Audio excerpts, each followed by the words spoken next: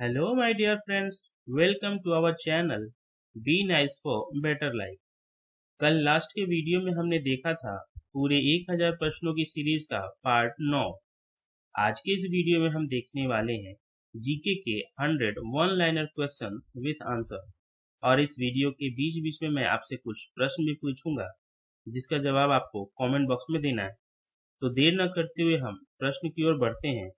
हमने इस सीरीज की कुल 900 प्रश्न देखा है और आज हम 901 से पूरे 1000 तक के प्रश्नों को देखेंगे। तो आज का हमारा पहला प्रश्न है, त्रिस्तरीय पंचायती राज व्यवस्था में सर्वोच्च स्थान पर क्या होता है? त्रिस्तरीय पंचायती राज व्यवस्था में सर्वोच्च पर क्या होता है? इसका उत्तर होगा जिला परिषद। दोस्तों, त्रिस्तरीय पंचायती राज व्यवस्था को बलवंत राय मेहता समिति की अनुशंसा पर अपनाया गया था। हमारा अगला प्रश्न है, तंजौर का बृहदेश्वर मंदिर किसने बनवाया था? तंजौर का बृहदेश्वर मंदिर किसने बनवाया था? इसका उत्तर होगा राजराजा प्रथम, जो कि चोल वंश से थे। राजराजा प्रथम। अगला प्रश्न है, तंबाकू पर पूरी तरह प्रतिबंध लगाने वाला विश्व का पहला देश कौन सा है? तंबाकू पर पूरी तरह प्रतिबंध लगाने वाला विश्व का पहला देश कौन सा है? उत्तर होगा भूटान। अगला प्रश्न है, भारत की प्रथम महिला मुख्यमंत्री कौन थी? भारत की प्रथम महिला मुख्यमंत्री कौन थी? उत्तर होगा श्रीमती सुचेता कृपलानी। ये उत्तर प्रदेश की पहली महिला मुख्यमंत्री थी। हमारा अगला प्रश्न है, भारत की प्रथम महिला शासिका कौन थी? भारत की प्रथम महिला शासिका कौन थी? इसका उत्तर होगा रजिया सुल्तान। रजिया सुल्तान गुलाम वंश के सुल्तान इल्तुतमिश की बेटी थी। इन्होंने पूरे 5 वर्षों तक दिल्ली की गद्दी संभाली थी या राज किया था। अगला प्रश्न है, मनुष्य की आंख में किसी वस्तु का प्रतिबिंब कहाँ बनता है? मनुष्य की आंख में किसी वस्तु का प्रतिबिंब कहाँ बनता है? इसका उत्तर होगा रेटिना पे। उत्तर होगा रेटिना। अगला प्रश्न है, मनुष्य के शरीर का तापमान कितना होता है? सामान्यतः मनुष्य के शरीर का तापमान कितना होता है? उत्तर होगा 37 डिग्री सेल्सियस या 98.4 डिग्री फ़ारेनहाइट, यानी कि 37 डिग्री सेल्सियस या 98.4 फ़ारेनहाइट। अगला प्रश्न है, विश्व श्रमिक दिवस कब मनाया जाता है? विश्व श्रमिक दिवस कब मनाया जाता है? इसका उत्तर होगा 1 मई को। अगला प्रश्न है, वेदों की ओर लौटो का नारा किसने दिया था? वेदों की ओर लौटो का नारा किसने दिया था? इसका उत्तर होगा दयानंद सरस्वती ने। अगला प्रश्न है, सिंधु घाटी सभ्यता का बंदरगाह वाला नगर कौन सा था? सिंधु घाटी सभ्यता का बंदरगाह वाला नगर कौन सा था? उत्तर होगा लोथल। अगला प्रश्न है, किस ग्रह को सांध्य तारा कहते हैं? किस ग्रह को सांध्य तारा, सांझ का तारा कहते हैं? इसका उत्तर होगा शुक्र ग्रह। अगला प्रश्न है, किस जानवर को रेगिस्तान का जहाज कहा जाता है? किस जानवर को रेगिस्तान का जहाज कहा जाता है? उत्तर होगा ऊंट। अगला प्रश्न है, टीपू सुल्तान की राजधानी कहाँ थी या कौन सी थी? उत्तर होगा श्रीरंगपट्टनम। श्रीरंगपट्टनम। अगला प्रश्न है, टेलीफोन का आविष्कार किसने किया था? टेलीफोन का आविष्कार किसने किया था? उत्तर होगा Alexander Graham Bell. Alexander Graham Bell. हमारा अगला प्रश्न है, भारत के कितने प्रतिशत भूभाग पर वन है? भारत के कितने प्रतिशत भूभाग पर जंगल है, वन है? उत्तर होगा 20% भाग पर। अगला प्रश्न है, भारत के किस राज्य की सीमा चीन, नेपाल और भूटान से मिलती है? भारत के किस राज्य की सीमा चीन, नेपाल और भूटान से मिलती है? उत्तर होगा सिक्किम की सीमा। हमारा अगला प्रश्न है, भू स्थिर उपग्रह की पृथ्वी से ऊंचाई कितनी होती है? भू स्थिर उपग्रह की पृथ्वी से ऊंचाई कितनी होती है? उत्तर होगा 76,000 किलोमीटर। 76,000 किलोमीटर। अगला प्रश्न है, शिक्षक दिवस कब मनाया जाता है? शिक्षक दिवस कब मनाया जाता है? तो दोस्तों, आज ही के दिन 5 सितंबर को शिक्षक दिवस मनाया जाता है। आज वैसे भी 5 सितंबर ही है। अगला प्रश्न है, शिक्षा की किंडरगार्टन पद्धति किसकी देन है? शिक्षा की किंडरगार्टन पद्धति किसकी देन है? उत्तर होगा फ्रोबेल। उत्तर होगा फ्रोबेल। अगला प्रश्न है, भारत के प्रथम गृह मंत्री कौन थे? भारत के प्रथम गृह मंत्री कौन थे स्वतंत्र भारत के? उत्तर होगा सरदार वल्लभ भाई पटेल। अगला प्रश्न है, भारत के प्रथम फील्ड मार्शल कौन थे? भारत के प्रथम फील्ड मार्शल कौन थे? उत्तर होगा जनरल मानेक शॉ। अगला प्रश्न है, श्रीलंका का पुराना नाम क्या है? श्रीलंका का पुराना नाम क्या है? उत्तर होगा सीलोन। सीलोन जो है श्रीलंका का पुराना नाम है। अगला प्रश्न है, संगमरमर किसका परिवर्तित रूप होता है? संगमरमर किसका परिवर्तित रूप होता है? उत्तर होगा चूना पत्थर का। अगला प्रश्न है, किस नदी को बिहार का शोक कहा जाता है? किस नदी को बिहार का शोक कहा जाता है? उत्तर होगा कोसी नदी को। दोस्तों, आप बताएंगे कमेंट बॉक्स में कि कोसी नदी को बिहार का शोक क्यों कहा जाता है? आप कमेंट बॉक्स में इसका आंसर दीजिए। अगला प्रश्न है, किस प्रधानमंत्री ने समाजवाद की विचारधारा को आगे बढ़ाया? किस प्रधानमंत्री ने समाजवाद की धारा को आगे बढ़ाया? उत्तर होगा पंडित जवाहरलाल नेहरू ने। अगला प्रश्न है, जापान की मुद्रा कौन सी है? जापान की करेंसी कौन सी है? इसका उत्तर होगा येन। और दोस्तों, आप कमेंट बॉक्स में ये भी बताएंगे कि जापान की राजधानी कहाँ है? जापान की राजधानी कहाँ है? अगला प्रश्न है, जापान पर परमाणु बम कब गिराया गया था? जापान पर परमाणु बम कब गिराया गया था? तो इसका उत्तर होगा 1945 में। 1945 में। हमारा अगला प्रश्न है, भारत छोड़ो आंदोलन कब प्रारंभ हुआ? भारत छोड़ो आंदोलन कब प्रारंभ हुआ? इसका उत्तर होगा 9 अगस्त 1942 को। 9 अगस्त 1942 को। अगला प्रश्न है, भारत द्वारा छोड़ा गया प्रथम उपग्रह कौन सा था? भारत द्वारा छोड़ा गया प्रथम उपग्रह कौन सा था? उत्तर होगा आर्यभट्ट। अगला प्रश्न है, संयुक्त राष्ट्र संघ सुरक्षा परिषद के कितने देश अस्थायी सदस्य हैं? संयुक्त राष्ट्र संघ सुरक्षा परिषद के कितने देश अस्थायी सदस्य हैं? उत्तर होगा 10। उत्तर होगा 10 सदस्य अस्थायी होते हैं यूनाइटेड नेशन काउंसिल के, सिक्योरिटी काउंसिल के। अगला प्रश्न है, संविधान की 8वीं अनुसूची में कितनी भारतीय भाषाओं को मान्यता दी गई है? संविधान की 8वीं अनुसूची में कितनी भारतीय भाषाओं को मान्यता दी गई है? उत्तर होगा 22 भाषाएं। अगला प्रश्न है, भारतीय राष्ट्रीय ध्वज में तीलियों की कुल संख्या कितनी होती है? भारतीय राष्ट्रीय ध्वज में तीलियों की संख्या कुल कितनी होती है? उत्तर होगा 24। अगला प्रश्न है, भारतीय वायुसेना कितनी कमानों में संगठित की गई है? भारतीय वायुसेना कितनी कमानों में संगठित की गई है? उत्तर होगा 5। अगला प्रश्न है, सांबा किस देश का प्रमुख नृत्य है? सांबा किस देश का प्रमुख नृत्य मतलब डांस है? उत्तर होगा ब्राजील। अगला प्रश्न है, सांभर झील किससे नमक बनता है? किस राज्य में है? दोस्तों, यहाँ पे प्रश्न है, सांभर झील जिससे नमक बनता है वह किस राज्य में है? उत्तर होगा राजस्थान। अगला प्रश्न है, किस रंग के प्रकाश का प्रकीर्णन सबसे अधिक होता है? किस रंग के प्रकाश का प्रकीर्णन सबसे अधिक होता है? उत्तर होगा बैंगनी।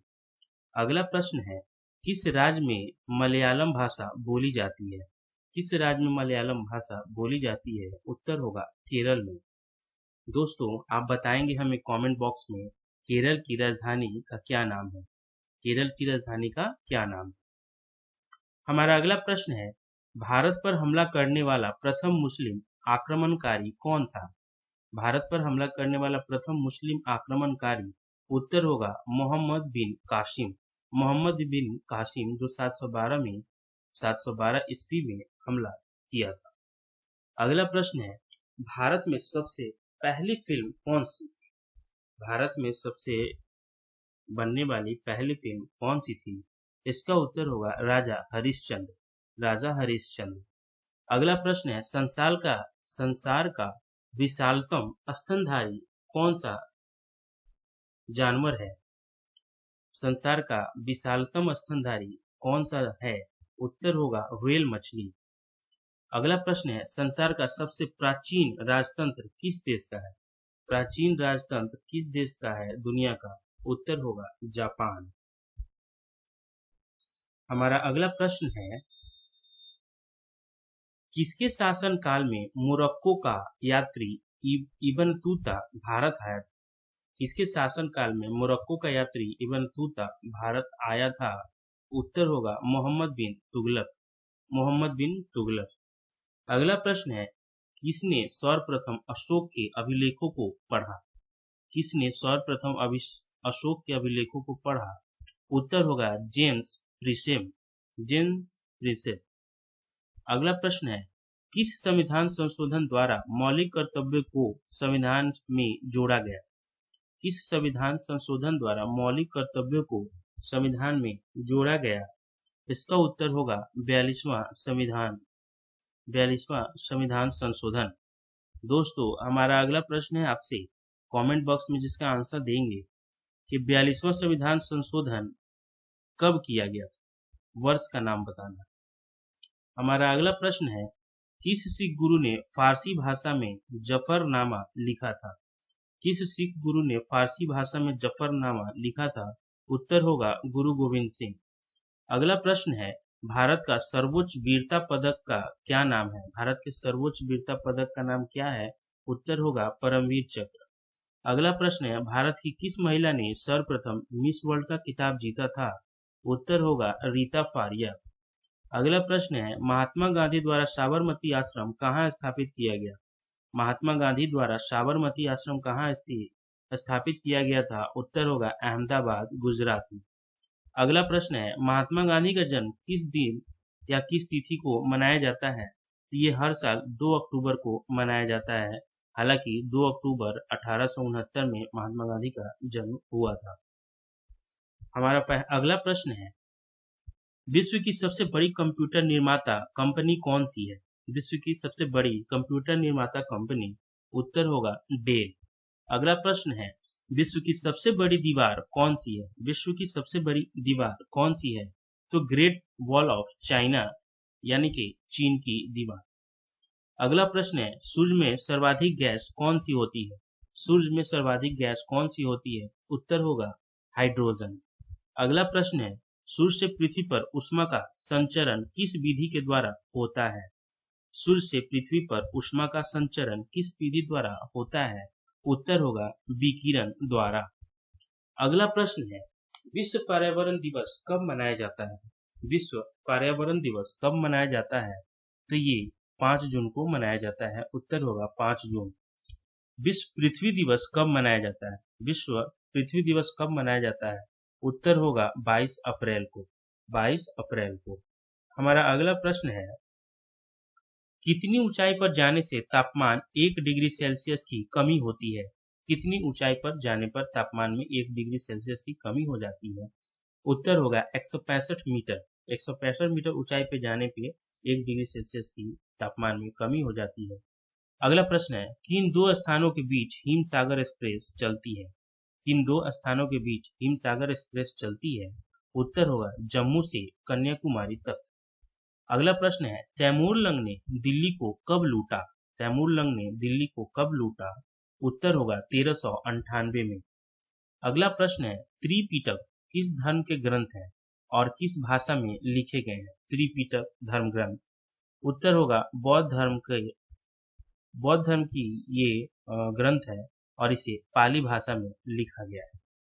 अगला प्रश्न है, डूरंड कप किस खेल से संबंधित है? डूरंड कप किस खेल से संबंधित है? उत्तर होगा फुटबॉल। अगला प्रश्न है, डेविस कप का संबंध किस खेल से है? उत्तर होगा टेनिस। अगला प्रश्न है, भारत की मानक समय रेखा कौन सी है? भारत की मानक समय रेखा कौन सी है? उत्तर होगा 82.5 डिग्री देशांतर रेखा, जो इलाहाबाद से गुजरती है। अगला प्रश्न है, भारत की मुख्य भूमि का दक्षिणतम किनारा कौन सा है? भारत की मुख्य भूमि का दक्षिणतम किनारा कौन सा है? उत्तर होगा कन्याकुमारी। उत्तर होगा कन्याकुमारी। हमारा अगला प्रश्न है, मध्य प्रदेश अतिरिक्त भारत का कौन सा राज्य 7 राज्यों की सीमा को स्पर्श करती है? मध्य प्रदेश के अतिरिक्त भारत का कौन सा राज्य 7 राज्यों की सीमा को स्पर्श करती है? मध्य प्रदेश के अतिरिक्त उत्तर होगा असम, जो है सो 7 राज्यों की सीमा को स्पर्श करती है और मध्य प्रदेश भी करती है। अगला प्रश्न है, मनुष्य का वैज्ञानिक नाम क्या है? मनुष्य का वैज्ञानिक नाम क्या है? उत्तर होगा होमो सेपियंस। होमो सेपियंस। अगला प्रश्न है, शक संवत को राष्ट्रीय पंचांग के रूप में कब अपनाया गया? शक संवत को राष्ट्रीय पंचांग के रूप में कब अपनाया गया था? इसका उत्तर होगा 22 मार्च 1957 को। अगला प्रश्न है, शक संवत कब प्रारंभ किया गया था? तो ये 78 में प्रारंभ किया गया था, 78 ईस्वी में। अगला प्रश्न है, सितार एवं तबला का आविष्कारक किसे माना जाता है? सितार एवं तबला का आविष्कारक किसे माना जाता है? उत्तर होगा अमीर खुसरो को। अगला प्रश्न है, सीने बार किस धातु का अयस्क है? सीने बार किस धातु का अयस्क है? उत्तर होगा पारा या मरकरी। अगला प्रश्न है, किस तापमान पर सेल्सियस और फ़ारेनहाइट तापमान बराबर होता है? कितने तापमान पर सेल्सियस और फ़ारेनहाइट दोनों बराबर होता है? उत्तर होगा -40 डिग्री। -40 डिग्री। अगला प्रश्न है, किस देश की प्रति व्यक्ति आय विश्व में सर्वाधिक है? सर्वाधिक प्रति व्यक्ति आय किस देश की है? उत्तर होगा लग्जमबर्ग। अगला प्रश्न है, झीलों की नगरी को कौन सा शहर कहलाता है? झीलों की नगरी कौन सा शहर कहलाता है? उत्तर होगा उदयपुर। अगला प्रश्न है, टांका धातु या सोल्डर में किस धातु का मिश्रण होता है? सोल्डर धातु का मिश्रण होता है सोल्डर में। उत्तर होगा टीन व सीसा का। टांका धातु या सोल्डर में किस धातु का मिश्रण होता है? टीन व सीसा का। अगला प्रश्न है, भारत के किस राज्य में कन्नड़ भाषा बोली जाती है? भारत के किस राज्य में कन्नड़ भाषा बोली जाती है? उत्तर होगा कर्नाटक। अगला प्रश्न है, भारत के किस राज्य में चावल का सबसे अधिक उत्पादन होता है? इसका उत्तर होगा पश्चिम बंगाल में चावल का सबसे अधिक उत्पादन होता है। अगला प्रश्न है, भूदान आंदोलन किसने शुरू किया था? भूदान आंदोलन किसने शुरू किया था? उत्तर होगा विनोबा भावे ने। अगला प्रश्न है, भूपटल में सबसे अधिक कौन सी धातु है? भूपटल में सबसे अधिक कौन सी धातु है? इसका उत्तर होगा एल्यूमिनियम। इसका उत्तर होगा एल्यूमिनियम। अगला प्रश्न है, शिक्षा दिवस कब मनाया जाता है? शिक्षा दिवस कब मनाया जाता है? उत्तर होगा 11 नवंबर को। अगला प्रश्न है, शिवाजी की मृत्यु कब हुई थी? शिवाजी की मृत्यु कब हुई थी? तो इनकी मृत्यु 12 अप्रैल 1680 में हुई थी। अगला प्रश्न है, भारत के प्रथम लोकसभा अध्यक्ष कौन थे? भारत के प्रथम लोकसभा अध्यक्ष कौन थे? गणेश वासुदेव मावलंकर। गणेश वासुदेव मावलंकर उत्तर है। अगला प्रश्न है, भारत के राष्ट्रगान जन गण मन के रचयिता कौन थे? भारत के राष्ट्रगान के रचयिता कौन थे? उत्तर होगा रविन्द्रनाथ टैगोर।